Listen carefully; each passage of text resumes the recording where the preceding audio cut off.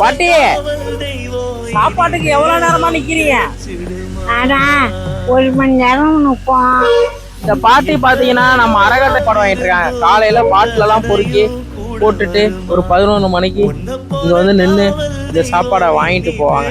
இந்த வயசுலயும் அவங்க வந்து உழைக்கிறாங்க. பாட்டி, எத்தனை வருஷமா நம்ம சாப்பாடு கொடுத்துட்டு இருக்கோம்? நீங்க எத்தனை வருஷமா கொடுக்குறீங்க? கொடுக்கறது வாங்குறேன், எனக்கு வருஷமே தெரியாது. குறைஞ்சபட்சமா சொல்லுங்க. ஒரு 5 வருஷம்னாலும் சாப்பாடு கொடுத்தீங்க. 5 வருஷம் இல்ல பாட்டி, 4 வருஷமா 4 கொடுத்துட்டு வருஷமாவும் வாங்குறேன். நான் வாங்கிட்டு தான் இருக்கிறேன். வந்த நேரம் வாங்குறேன். ஒரு சாப்பாடு 4 வருஷமா வாங்கிட்டு தான் இருக்கிறேன்.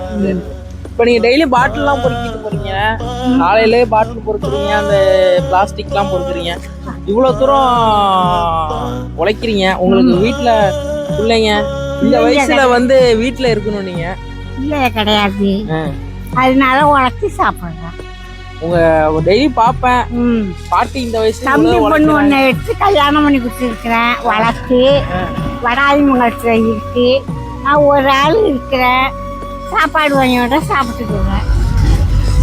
ஏன் இந்த வீடியோ நான் உங்களுக்கு அப்லோட் பண்ணேன்னா, இந்த பாட்டி வந்து நம்ம ஈதல் பசித்தி இருப்போம் மரக்கட்டில இருந்து 365 நாளும் சாம்பார், ரசம், கூட்டு பொரியல், வடை, பாயசம் அன்னதானம் வழங்கிட்டு இருக்கோம் மக்களோட சப்போர்ட்டோட.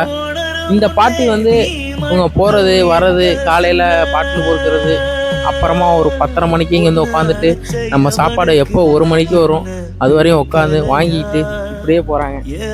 டெய்லியும் உங்களை பார்ப்பேன். இந்த வயசுல நீங்க உட்காந்து சாப்பிட வேண்டிய என்ன பண்றது?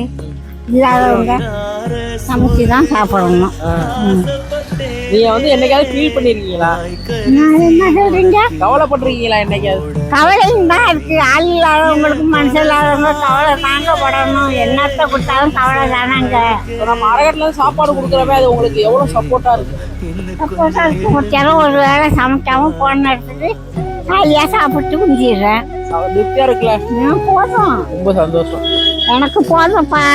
நான் வந்த நேரத்துக்கு இந்த ஒரு சாப்பாடு எனக்கு கொடுத்தீங்கன்னா எனக்கு அது போதும்ப்பா. ஏதாவது உதவினா என்ன கேளுங்க.